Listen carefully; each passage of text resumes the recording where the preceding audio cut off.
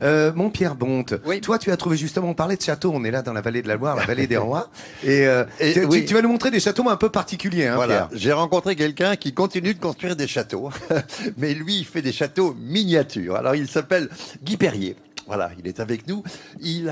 C'est lui qui a créé la plupart des maquettes qui sont, par exemple, dans le parc des mini-châteaux, à Amboise. Il a fait 25 maquettes de châteaux. Et là, il nous a amené 2 maquettes exceptionnelles, des maquettes d'art, peut-on dire, des maquettes de luxe qui représentent l'une que vous voyez, c'est le château d'Azel-Rideau, et l'autre, beaucoup plus grande, c'est un manoir des environs de Tours, de Joué-les-Tours, qui s'appelle le manoir du Franc-Palais. Alors, ce qu'il y a d'extraordinaire dans ces maquettes, c'est que elles sont faites de tout petits fragments de bois, mais qui sont tous d'une couleur naturelle. C'est-à-dire que Guy reproduit toutes les couleurs des différents éléments du château, non pas en mettant de la couleur, mais en utilisant un bois qui a la couleur d'origine du château. Alors, par exemple, on va prendre Azel-Rideau, là.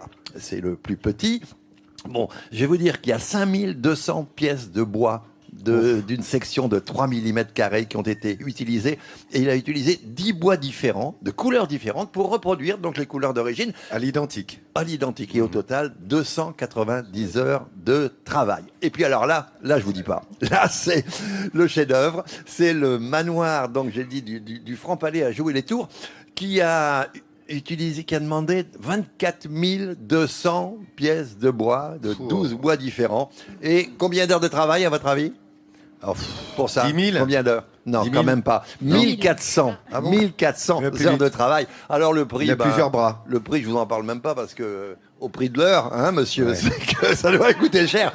Un expert, car Pierre, toutes ces œuvres sont expertisées. Oui, dis-moi. Quelle est l'essence qui sert à faire les ardoises là, Ah, ça c'est très intéressant. Bonne question, mon cher Vincent. C'est un bois qui est extrêmement ancien, qui a l'âge du château d'Azel-Rideau. C'est un arbre qui a été abattu dans les années 1600, hein, c'est ça, Guy, hein, je me dis pas de bêtises, et qui a été retrouvé récemment et qui a pris donc cette couleur charbonneuse. Il a été carbonisé, donc c'est étonnant, hein. C'est génial. Voilà. Écoute, Alors, c'est exceptionnel. le hein, ce prix, travail. bon, là par exemple, ce manoir a été expertisé 110 000 euros. Bon, mais Guy sait bien qu'il ne vendra jamais 110 000 euros.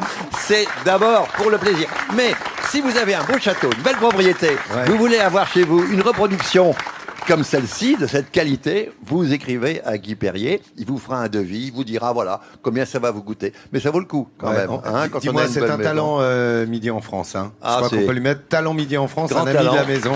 Ouais. Parce qu'à ce niveau d'exception et d'excellence artisanale, ça mérite le logo Midi en France. Ah oui, le logo talent Midi en France. On va tout mettre sur Midi en France officiel, hein, sur Facebook, Ouais. et également sur France3.fr, de sorte que, effectivement, comme on l'a vu dans les feuilletons de Jean-Sébastien Ouais. Petit-Demange, des propriétaires éventuellement de manoirs, de châteaux, ducales ou Puissent se seigneuriaux faire leur puissent petit- effectivement faire à l'identique une reproduction miniature. Je précise que c'est de leur Guy aussi, bâtisse. c'est Guy qui a restauré toutes les inventions de Léonard de Vinci au Clos Lucé. Tu sais, c'est un gros travail aussi. Bravo, bravo. Félicitations pour ce talent Midi en France.